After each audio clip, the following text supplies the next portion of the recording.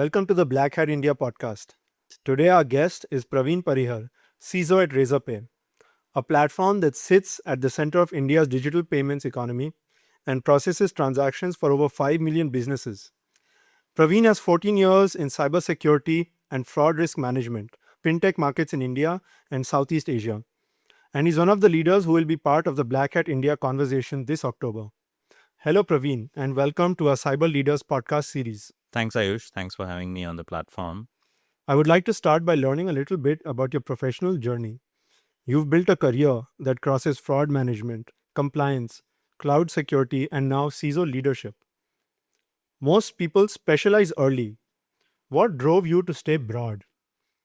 I guess it's more of a how the career journey turned out to be. I started my career like 15, 16 years back as a graduate engineer trainee. I still remember passing out from a college. Uh, when I was in college, I started a number of cybersecurity initiative. I remember those days when I founded a group called Hackoholic. It used to be a group where I used to teach people. I used to have multiple cybersecurity conversation with third year and juniors, basically across multiple colleges. We used to have people. There used to be ethical hacking workshop and all of that. Started pretty early. I think the year was 2010. And then the way I basically started my journey as a security consulting, I used to have a different clients, starting from manufacturing to fintech to banking to government. I think the overall length and breadth basically taught me many things. Where if I have to audit someone, I have to make sure that okay, I'm well versed of that particular area. So I think it's more of the way the career journey evolved it to be. And I started becoming SME for each area, because if you are going and auditing someone, you should be first well versed on those particular technical topic, whether it is about AWS cloud security or governance, risk and compliance. So I think it taught me over a period of time that there are multiple areas which I basically encountered upon. Anti-fraud is something which was I think a lethal combination which came in when I was in Maya. So that gave me a very good perspective when I was in Philippines with a digital banking and a digital fintech startup. I think that's why there is too much of length and breadth which basically came in, and I really feel that I'm blessed to have that, uh, which also gives me sometime little more depth to deep dive in each area, whether it is about anti-fraud from a consumer segment or cybersecurity on the enterprise side. So, what would you say is the most important thing when you're starting a community like this, and what makes the Indian community stand out, especially? Right? So I feel for a better community, you need to think about how you can actually spread from one corner to across India, across the world, right? So while we are having any conversation here, I'm assuming that that conversation reaches across the world, right? That, okay, what is our thought process? Why are we discussing this? When we are discussing identity security or agent identity, for an example, there has to be a follow up to it that, Sure. okay, what should people do as a takeaway, right? So I believe that with AI, things have actually moved towards more hands on. So, probably a community with a more practical aspect where you're having demos and not just the security leaders, not just having me, but even my entire team, which is doing a really groundwork, which is doing a good job there, right? So I feel that it's not just the CISO which is important now. The entire community, entire staff engineers which are important, those are really doing a fabulous job there. So I think the community can prosper if you bring in everyone across and bring in those practical and live aspects. That's what actually makes the community really stronger. What do you think is there in international conferences that is still missing in India and that Black Hat should bring in and learn from the international communities? One good thing is that the kind of innovation which goes in Valley and on the Bay Area, I guess that can be technically brought in here as well, because we also have cutting edge the startups doing pretty good job in the cybersecurity community.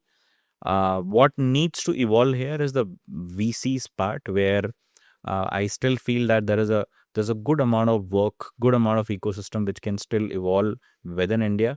If you look at very selective within last 4 5 years, if you look at Sequoia or any other venture capitalists, they have actually evolved, and then they have started evaluating the cybersec startups, but it still has to evolve to that particular level. So that angle also, I think you could bring in, which is pretty good out there in US. So, enterprise security and consumer security are very critical for Razorpay. How do these converse with fraud risk, and what is the relationship between them? Okay. So I'll break down into three different segments. Number one is the primary segment where Razorpay serves, which is the enterprise. So for us, the first end consumer is basically merchant, right? We've tried, I think, and we've fairly succeeded in last 10 or 11 years, that we've made it easier for every single person who has to accept payment, right? Any small startup, and if you look at any of the Razorpay campaign, founders are at the forefront uh, for the marketing also, which we do, right? It's not about promoting Razorpay, we promote founders at the forefront. So for us, merchant remains as a forefront on the front line, basically. So when we talk about the enterprise security, we do a lot of checks on the onboarding, post onboarding, on the fraud side as well. There are a number of controls which are implemented for signups, login.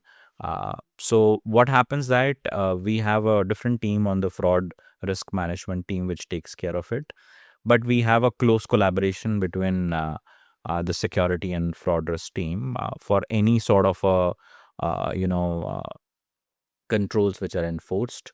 So that is something where the security and fraud basically works together.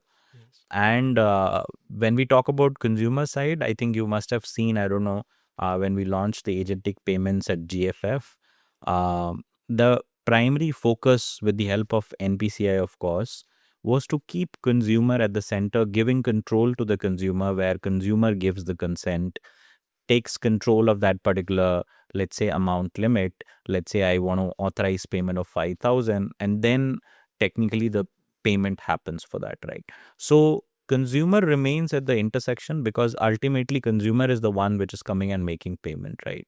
So be it consent or data security for that particular customer, we abide by the RBI, multiple circulars, abide by the card tokenization. So, and I'm sure you're aware about it, that we are not basically allowed to store cardholder data as part of the financial transaction as per the RBI mandate. So there are multiple things which we do on the enterprise side, also on the consumer side. When it comes to a convergence, it is where, for an example, if let's say card testing is a very brutal problem for the entire payment community, right? That's where I think there's a very close collaboration happens with security and fraud risk, where we basically build good models to make sure that we have appropriate controls to basically prevent those kind of attacks on the merchant side of it. So I think that's where a good amount of collaboration happens, and that convergence is the only one which technically gives trust to the entire community, not just to the enterprise on the merchant side, but also on the consumer side. When people transact on Razorpay, they feel safe, they feel an extra badge of trust. Right. So I think that's what matters for us. Can you shed some light on how criminals currently exploit the operational silos between a financial institution's compliance and risk systems? Okay. So I think you should look at it in a way, and I'll talk about a general fintech scenario, not specific to Razorpay. So when merchant comes to you, and I'll give you some interesting stories as well. When merchant comes to a platform, they onboard, right? We allow, a wide set of merchants to be onboarded in whatever manner, even a small freelancer who's basically doing anything, or it's a big merchant which is basically trying to go online as an e-commerce startup. They basically come on the platform and they do the onboarding with the KYC checks, which Right. they are supposed to do, right? And there are certain restrictions which are there, which are set by the regulatory, as well as we also follow that once you have basically onboarded with us, you have not actually gone into a production mode. So technically you are into a test mode, right? You are not in the live mode. And there are certain restrictions which we have basically kept, which is to also secure the community as well as to the end consumer as well, that when you are in test mode, you're supposed to only do, let's say, X number of things, be it sending payment link or whatever is your restrictions basically which are placed, right? But when you do the KYC check, which is mandated by RBI, when we do the entire check, after that, basically, you are basically allowed to generate an API key, and you are basically allowed to set up that and make an integration with us Right. for a production environment. So what happens that when the entire onboarding happens, for an example, you declare something that, okay, I'm going to sell flowers, right? Okay. And then later on, what happens one day after that, you start selling something else, right? Right. Maybe a counterfeit product or something, right? So that's where the onboarding thing. And then, for an example, suddenly you start doing transactions of, let's say, a very high amount, which was not really declared at your onboarding, right? Yes. So the onboarding and transactional part is something which doesn't match, right? So that's where the silos are basically there across multiple companies, which we try to address through number of automations which we do, be utilizing mystery shopping and making sure that whatever is your onboarding declaration, we automatically scan your profile, your web presence, compare it with your ongoing transactions as well, and then if there is someone abusing it, we basically suspend it as per the guideline. So technically, all of this is happening across the entire fintech. So sometimes there is a silos between the onboarding and the transactional piece of it. Similarly, if you look at it, let's say when someone gets onboarded, um, compliance and risk along with security has a very different checks, right? For an example, look at any of the fraud which happens, let's say, in any of the corner. In that case, what happens that there is a data sharing which has to be done, Right. right? And I'll give you an example of Philippines, and that's where I was basically working. Sure. They launched and they actually enacted a law called AFASA, Anti-Financial Accounting Scamming Act. And this was very powerful in terms of making sure that they're able to apprehend the actual offenders. Okay. The and part of that AFASA was that to build the intelligence across all the financial companies to make sure, and there was a platform which was actually built. They used to utilize that platform to send the data, and there was no date. There was a particular exclusion related to data privacy Okay. because you're doing it for fraud intelligence, right? Got it. So I believe that there is a lot of barrier which will also come in because now we also have DPDP Act Right. coming in, right? And the enforcement is due in the next May. So what will happen that something needs to be also provisioned. I think there are broader provisions which are already there. If you're doing it for fraud intelligence, you can actually collect the data. You don't require a consent. But I'm talking about the cross data sharing Right. within The the country. collaboration in the financial industry. That needs to be driven from the regulatories, Right. and then it needs to be enforced to all the financial entities. Probably it makes things easier, and one offender basically getting offended or getting nabbed at one place Right. will also not percolate to the another financial industry. So I think that is something which will technically remove the operational silos, not just within the companies but across the ecosystem. Right. That is something that would be great to see in India, because we do have the same fraud that happens in one place, right, with one financial institution. and then it gets replicated because they have found the vulnerability. Yeah, look at the digital arrest, right? Right. So, despite having Amitabh Bachchan giving the entire caller tune, like it still didn't move on, right? Right. The needle still didn't move. Like the last year fraud was around 25,000 crore. Yeah. And all of this is a consumer fraud repeatedly done for the same thing, right? Yeah. So awareness is also, I think, one piece which we could maybe talk later, but I feel that institutionalization of this particular thing is also very important, where uh, consumer side also becomes aware about it. I think that will add a lot of value. So, in the context of financial crime compliance transformation, what operational advantages do technologies such as AI and ML provide compared to traditional rule-based systems? Okay. So there's all theory. I'll give you with examples so Sure. folks can understand. Okay. So assume that we have fake signups which are basically happening for a particular entity, be it fintech or a non-fintech, right? And you basically configure static rules there that, okay, the moment within 1 minute, you should not have, let's say, five, device request, Right. or from one IP, for an example. These are all static rules, right? Yes. But when you have two things for the fake sign up and for fake, logins which are happening when somebody is bombarding you, that time your device fingerprinting and as well as your behavioral biometric Okay. matters more, which is supposed to be backed with your AI/ML model. Got it. Technically, ML model, which you can then build on top of that. You can have the AI intelligence on that, where you can have agent running all of the queries and giving you the input.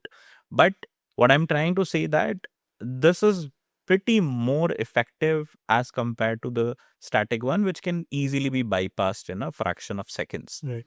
So similar to the fake signups, when you have these ML model backing you this, it will immediately identify the pattern, it will identify the anomaly, and then it will block those fake signups, right? Similarly, take an example of a card testing attack, right?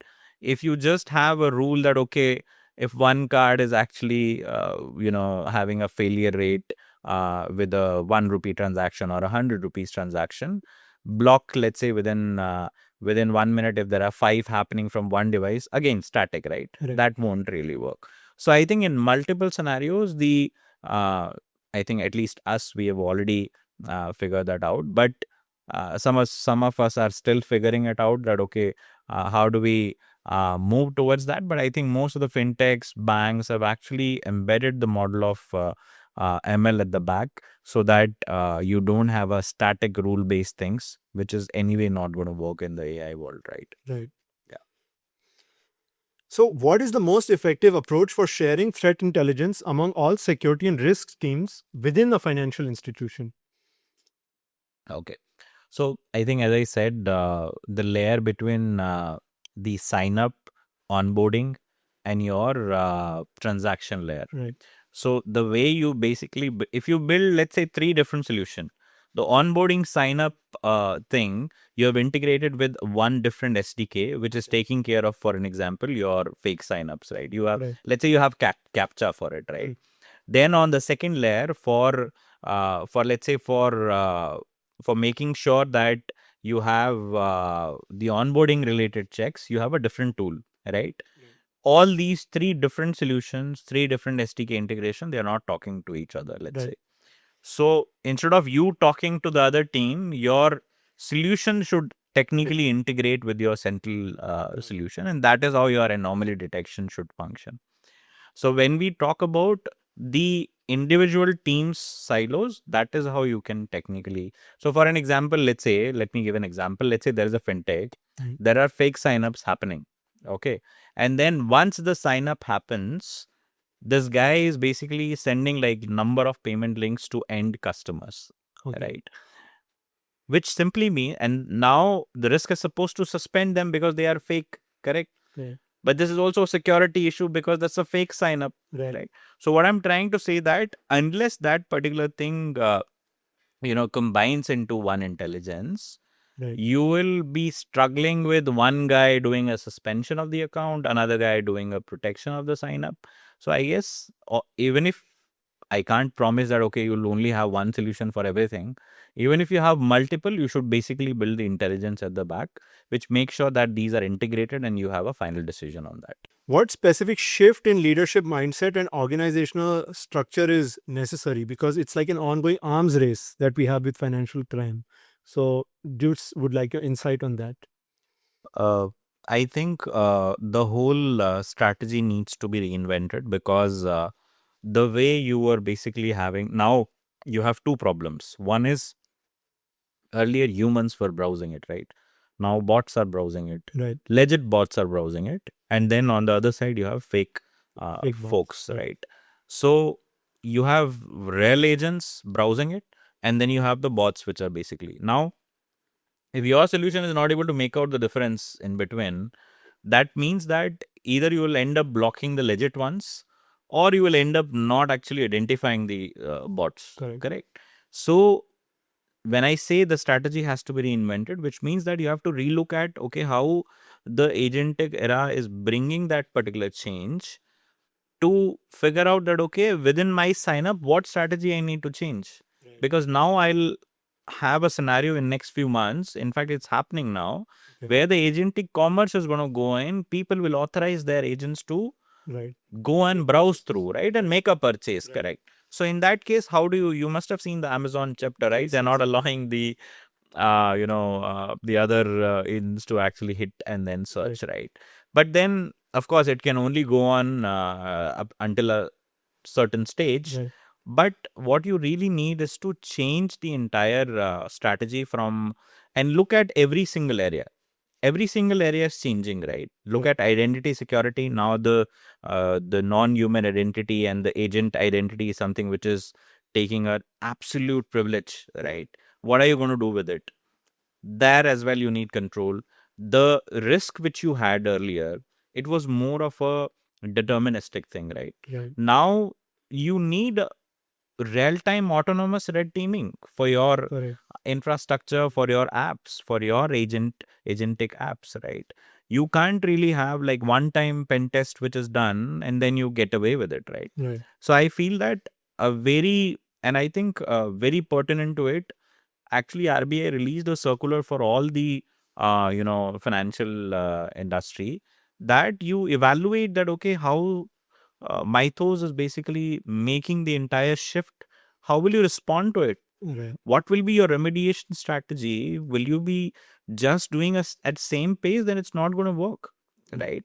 So I think starting from product security, from identity security, how your agentic SOC has to be, how your consumer security has to be.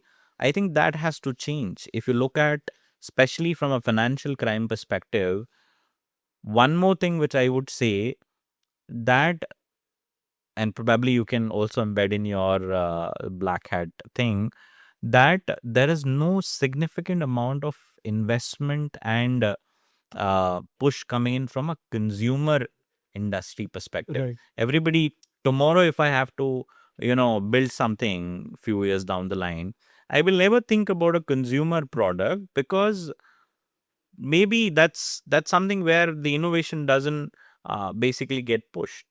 Why? Because people think that, okay, there is a good amount of money in the enterprise product only, right? You don't really, but that's primarily, if you look at how our space innovation has happened, right? In last few years, when the government has started giving space to the private players, look at the progress we have made, right, on the space. Similar thing has to be made on the consumer side of it, the consumer fraud prevention as well. Give little more, APIs to be integrated with the government portals, where I can have an agent which is like, look at the amount of dilemma which a person has when they go through a cyber fraud. Like 4 or 5 different complaints, bank, ombudsman, going to like, cyber fraud complaint, calling it like 5 different things, right? That time you have a mental agony as well. So what I'm trying to say that there is no enough focus. Of course, there's a good amount of work which is done by I4C on the MHA side, but Okay. maybe it needs to have little more innovation and more funding which should come in for the consumer fraud segment as well. Once that happens, I think there'll be little more number of startups which will come up there, and I think that problem will solve. So, Black Hat has a global reputation built over 28 years.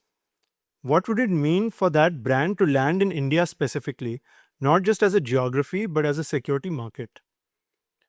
Um, I think it's going to be a really positive transformation in the entire cybersecurity, uh, as long as you guys are able to really make that shift, make that impact.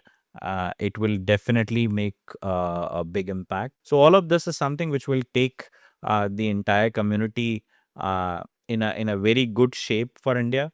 Right. Even the VC part, which Exactly. will also evolve. So hopefully, if that goes in that direction and the level of impact which you can create, I think it's phenomenal. India has world class security talent and some of the most complex threat environments anywhere. But a lot of the research, the tooling, the frameworks, they still get defined elsewhere. Can Black Hat shift that dynamic? But Right. then, if you look at what has been built in Israel or in US, that's far more superior than what we have in India. But if you look at the amount of percentage of people there, 60 to 70% of the people you'll find from India, which means that the talent is there, which means that if you look at the recent change which has come in for last 2 to 3 years, you look at the amount of startups which have come in, even in data security, look at the advanced email security, the AI DLP. There are tons of startups which actually reach out to us to Razorpay because we have been experimenting a lot, and we give space to startups, as I said, to the founders. We even matured their product, and then they go out in the market and then sell it, right? Right. And so technically, we make sure that the entire community on the startup space, on the cybersecurity space, where startups are actually able to have that potential. But it's just that there is an ecosystem push which is needed, which Yeah. I believe that once Black Hat comes to that level, probably that will benefit a lot of community members. Thank you so much for joining us today. 5 million businesses, hundreds of millions of transactions, and one CISO keeping it all standing. Praveen, this has been a genuinely sharp conversation, exactly the kind of depth we want to bring to Black Hat India. Thank you so much for joining us today and sharing your insights and perspective. Thank you so much, and I'm looking forward to Black Hat to be a successful event.